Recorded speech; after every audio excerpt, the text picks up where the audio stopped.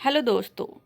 अगर आप भी यूपीएससी या अदर स्टेट पीसीएस एग्ज़ाम की तैयारी कर रहे हैं तो आपको पता होना चाहिए कि एनसीईआरटी आपके लिए बहुत ही इम्पोर्टेंट है। तो एनसीईआरटी का ज्योग्राफी हम क्लास 11th का आपके साथ डिस्कस करेंगे और इसमें जो टॉपिक का नाम है पृथ्वी की उत्पत्ति एवं विकास। किस तरीके से पृथ्वी की उत्पत्ति होती है और कैसे इसका विकास होता है, इससे रिलेटेड आपके प्रीलिम्स और मेंस दोनों में क्वेश्चन पूछे जाते हैं। तो चलिए स्टार्ट करते हैं। एक आपको शॉर्ट स्टोरी के माध्यम से समझाने की कोशिश की गई है कि क्या आपको वह कविता याद है जो आपने अपनी नर्सरी की कक्षा में पढ़ी थी। Twinkle twinkle little star. बचपन से ही तारों भरी रातों ने हमें हमेशा आकर्षित किया है।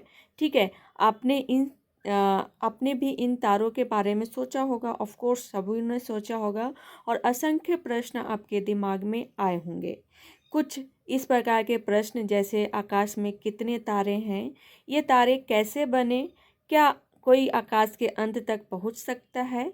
इन प्रश्नों के अतिरिक्त भी कई प्रश्न आपके दिमाग में आए होंगे।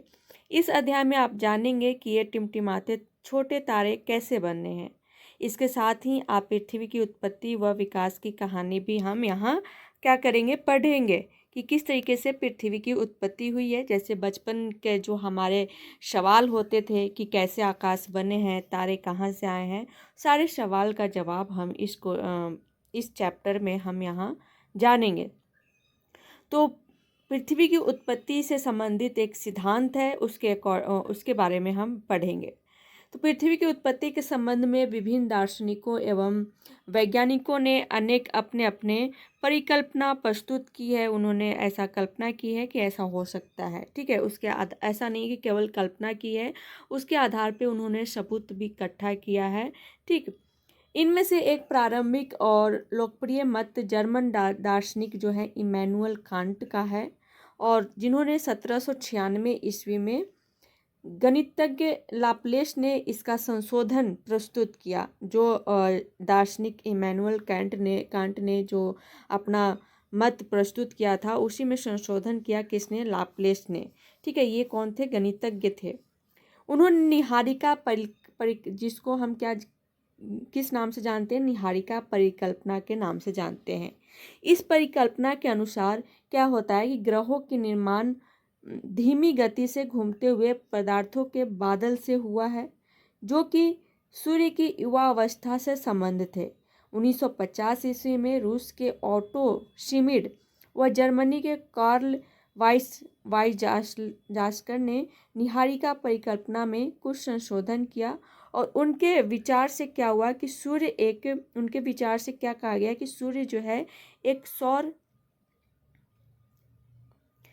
निहारिका से घिरा हुआ था, जो मुख्यतः हाइड्रोजन, हीलियम और धूल कणों की बनी थी। ठीक है, इन कणों के घर्षण व टकराने से एक चपटी तस्तरी की आकृति के बादल का निर्माण भी हुआ, और अभिवृद्धि प्रक्रम द्वारा ही ग्रहों का निर्माण भी हुआ। अंततोगत्वा वैज्ञानिकों ने पृथ्वी या अन्य ग्रहों की ही नहीं वरन पूरे ब्रह्मांड की उत्पत्ति संबंधी समस्याओं को समझने का प्रयास भी किया है।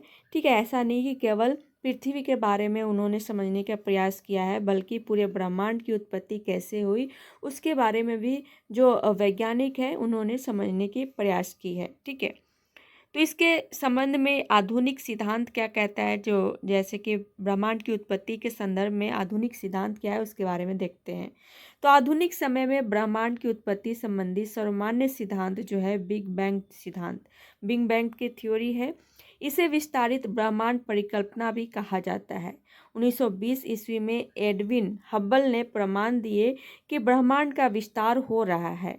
समय बीतने के साथ आकाशगंगाएं एक दूसरे से दूर हो रही हैं। आप प्रयोग कर जान सकते हैं कि ब्रह्मांड विस्तार का क्या अर्थ है। एक गुब्बारा ले, मतलब कि अगर ब्रह्मांड विस्तार हो रहा है, इन्होंने बता दिया है कि ब्रह्मांड विस्तार हो रहा है, कौन से, बिग बैंग सिद्धांत के अकॉर्डिंग। तो ब्रह्मांड विस्तार का मतलब क्या होता है उसके बारे में आपको यहाँ समझाया गया है। तो आप एक एक्सपेरिमेंट कर सकते हैं कि एक गुब्बारा लीजिए और उस पर कुछ निशान लगाइए। जिनको आकाशगंगा मान लीजिए, जो गुब्बारा है उस पे छोटा छोटा आप निशान लगा सकते हैं, वो आकाशगंगाएं हैं। जब आप इस गुब्बारे को फुलाएंगे, गुब्बारे पर लगे ये निशान जो है गुब्बारे के फैलने के साथ साथ एक दूसरे से दूर जाते प्रतीत होंगे, और इसी प्रकार आकाशगंगाओं के बीच की दूरी भी बढ़ रही है और परिणाम स्वरूप ब्रह्मांड जो है विस्तारित हो रहा है। यदि आप यह मानेंगे कि गुब्बारे पर लगे चिन्हों के बीच की दूरी के अतिरिक्त चिन्ह स्वयं भी बढ़ रहे हैं, जबकि यह तथ्य के अनुरूप नहीं है। वैज्ञानिक मानते हैं कि आकाशगंगाओं के बीच की दूरी बढ़ रही है, ठीक है, परंतु प्रेक्षण आकाशगंगाओं के विस्तार को नहीं सिद्ध करते। अतः गुब्बारे का उदाहरण आंशिक रूप से मान्य है, मतलब पूरी तरीके से इसका जो एग्जाम्पल उन्होंने दिया ऐसा नहीं। देखिए, जो भी वैज्ञानिक कल्पना करते हैं तो उसके आधार पे उनको प्रमाण भी देना होता है, साक्ष्य भी प्रस्तुत करना होता है, तभी आपका जो कल्पना है वो मान्य होगा, ठीक है। तो इसके बारे में उन्होंने पूरी तरीके से सिद्ध नहीं कर पाए, जिसकी वजह से गुब्बारे का जो उदाहरण है एक आंशिक रूप से मान्य इसको बताया गया है। नेक्स्ट है, बिग बैंग सिद्धांत के अनुसार ब्रह्मांड का विस्तार निम्न अवस्थाओं में हुआ। कौन कौन सी अवस्था है उसको देखते हैं। तो आरंभ में वे सभी पदार्थ जिनसे ब्रह्मांड बना है अति छोटे गोलक के रूप में एक ही स्थान पर स्थित थे, जिसका आयतन अत्यधिक सूक्ष्म एवं तापमान तथा घनत्व अनंत था। बिग बैंग की प्रक्रिया में इस अति छोटे गोलक में भीषण विस्फोट हुआ। इस प्रकार की विस्फोट प्रक्रिया से बृहत विस्तार हुआ। वैज्ञानिकों का विश्वास है कि बिग बैंग की घटना आज से 13.7 अरब वर्षों पहले हुई थी। ब्रह्मांड का विस्तार आज भी जारी है। विस्तार के कारण कुछ ऊर्जा पदार्थ में परिवर्तित हो गई, ठीक है। जैसे ही विस्तार हुआ, ब्रह्मांड का विस्तार हुआ, जिसकी वजह से जो ऊर्जा उत्पन्न हुई वो और भी पदार्थ में परिवर्तित हो गई। विस्फोट के बाद 1 सेकेंड के अल्पांश के अंतर्गत ही बृहत विस्तार हुआ। इसके बाद विस्तार की गति धीमी पड़ गई। बिग बैंग होने के आरंभिक 3 मिनट के अंतर्गत ही पहले परमाणु का निर्माण हुआ। बिग बैंग के 3 लाख वर्षों के दौरान तापमान 4500 केल्विन तक गिर गया और परमाणुीय पदार्थ का निर्माण हुआ। ब्रह्मांड जो है ब्रह्मांड पारदर्शी हो गया। ब्रह्मांड का विस्तार का अर्थ है कि आकाशगंगाओं के बीच की दूरी में विस्तार का होना। ब्रह्मांड में के विस्तार का अर्थ क्या है कि आकाशगंगाओं के बीच की दूरी में विस्तार का होना। हॉयल ने इसका विकल्प स्थिर अवस्था संकल्पना के नाम से प्रस्तुत किया। इस संकल्पना के अनुसार ब्रह्मांड किसी भी समय में एक ही जैसा रहा। यद्यपि ब्रह्मांड के विस्तार संबंधी अनेक प्रमाणों के मिलने पर वैज्ञानिक समुदाय अब ब्रह्मांड विस्तार सिद्धांत के ही पक्षधर है, ठीक है। ये तो हमने देखा ब्रह्मांड। नेक्स्ट है, तारों का निर्माण किस तरीके से होता है। तो प्रारंभिक ब्रह्मांड में ऊर्जा व पदार्थ का वितरण समान नहीं था।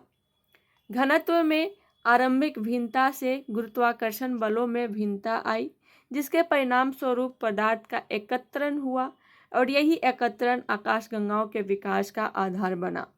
एक आकाशगंगा असंख्य तारों का समूह है। जो आकाशगंगा आप देखते हैं, आकाशगंगा किसको कहते हैं? जो तारों का समूह है, ठीक है। आकाशगंगा असंख्य तारों का समूह है।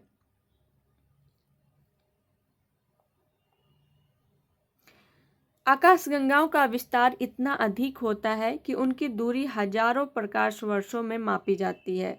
एक अकेली आकाशगंगा का व्यास 80,000 से 1,50,000 प्रकाश वर्ष के बीच हो सकता है। एक आकाशगंगा के निर्माण की शुरुआत हाइड्रोजन गैस से बने विशाल बादल के संचयन से होती है, जिसे निहारिका कहा गया है, ठीक है। क्रमशः इस बढ़ती हुई निहारिका में गैस के झुंड विकसित हुए। ये झुंड बढ़ते बढ़ते घने गैसीय पिंड बने, जिनसे तारों का निर्माण आरंभ हुआ।